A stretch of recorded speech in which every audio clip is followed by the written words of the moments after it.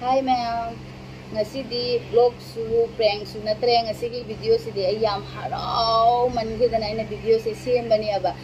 ado aina haraw bagi maramdi ay janu bigi video ma ay ujarake ado gada mayam na khangba ngamgani aba so ay janu bigi video se hana yengminasi ado ga makha ta bai yuari haijarake. Congratulations inama ngasidi inamagi khadagi nuwaiba namit ramgani ay siyam haraw ngasidi ngasi inamagi YouTube ki pin do la e haba ko mi atay gidi mayam dum yenge ba YouTube ta pin la e happy khole ka inamagi so ngasi di la e finally ado mayam na support to biduna asigi keno se holak paida magta thagat chari ado matang da muksu atay so hena support to biduna inamagi channel se mayam support to biduna 10k holasi thank you thagat chari adoni akoi janupina so haire mayam support to biu ina ina magi ado mayam support to biu mayam na support to biu na ai se ngasi sumtha thajaru da bani ismaina oirakani ana ado agi su Google Adsense pin hai se la e ko yam nungai re ngasi akoi nukhinda ikutona na phone tawre agi su Google Adsense pin la e na sathi na harauna re aba yum dane to ipi hai di sum thajana da ba do sum thajana de aba koi su sumaina ga Google pin ga lakani ai do sumaina kanam na thajaru da ba do aduni aba ado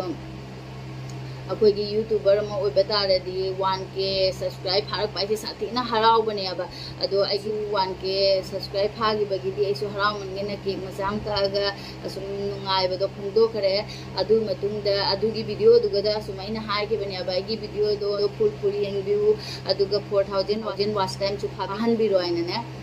ado 4000 watch time to su pharam me ai su khangdaba asigada su aina lei sigada kanambo YouTube pai ba mi leite ba ado aina hangada su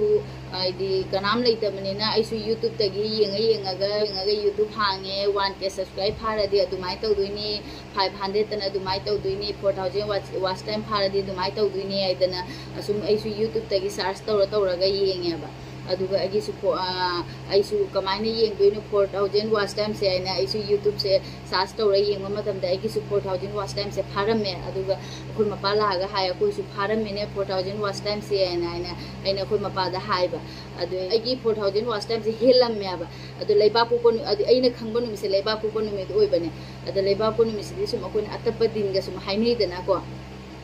adu di nongalaga yumjaga senumi sidi sum din phai gaina sum haina bado aduna yumjaga senumi to 1k subscribe ga de 4000 watch time se pharam ba phagi baga makha de monetization apply na le rame ado akoi su monetization apply do tawre ado monetization apply to bado ado imi am da haining ya ba yamna ado ai su khangda bina ama mobile de yenga ama mobile da akoi su tawbani na ne aduna imi am da su ai utpangam hodare monetization apply do to matam da step 1 step 2 step 3 ena la e ado aina yenga akoi mapana sum haiba sing do sum tawre aba ado step 1 do from do mail aduga step 1 do successful haire aduga step 1 do successful ogi baga step 2 mulai step 2 du successful oi baga step 3 mulai ba step 3 sidi nongma masang ge ba aduga nongma dugi matung da step 3 si mu successful aina la aduga step 3 se loy khare aduga $10 phabaga identity verification aina mu hai ba aina YouTube te yeng matam da do $10 se phaba ngai re aduga $10 se phar matung da amu identity verification aina moina mathakte email ama la e ba do idi adu mu identity verification do mobile ama de yeng ga mobile am da ado identity verification do su taw khare adu munu minini khak sange identity verification successful haire adu haire loira matung adu matung de email da message la e aigi address tu gada pin do thakre aina ne no hapta ani ohum da di thungani na haire ba adu haire podo dagi aina isanu bi da phone tawre isanu bi da haire nang ne post office da khara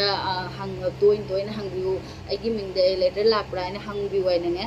aigi ming se bonta bu de di khangna ra moi do ko aduna aina sumang ra toin na ta e ba na khara yem biu aina ado masu toin na hang bi re ai isanu bi se bonta bu da sum thaje ba ado aina yum salu matamda aiga isanu bi ga mukbang to ba de di lai harau ba salu ba adu ga comment ne ani hum di la e ba isanu bi sam mawura la sabira aina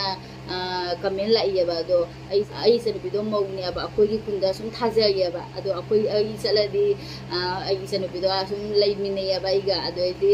nakna ramina ja hathabak to sum mana sum nang akoi jung gi su जहाँ तहाई दो माना सुम नंगनी है भाई इचनुपीदो YouTube तने अदी pin से लाकपसिगी मरमदे येंगबा मतमददी नुमित निपानी नुमित तरानी मु यामे हाबिदा नुमित 12 ना चंगे हायना हायबा अदो इचनुपीदा हायने नंग खख तोय तोयना चटपिवने न मंगोदा हायबा अदो से पिन से लाकपदा नुमित 13 5 मुक्ति फाजले सुम खुंगंगनिना संगकपदा थेंगीरा कदोयबादि खंगदेबा अदो ngasi लाए अदो अइना अंगमंगमदुदि वीडियो दो आइसु थांगचरके अदो मयामसु सपोर्ट तौबिरोबा अदो मयाम वीडियो से असिगदा सुम लोसनजरगे मथंग वीडियो दो मो उनरसेबा अदो आइगी वीडियो से अहानबा फंगनबिबा यावरगदि सब्सक्राइब तौबिरमो लाइक तौबिरमो बाय लोसनगेको।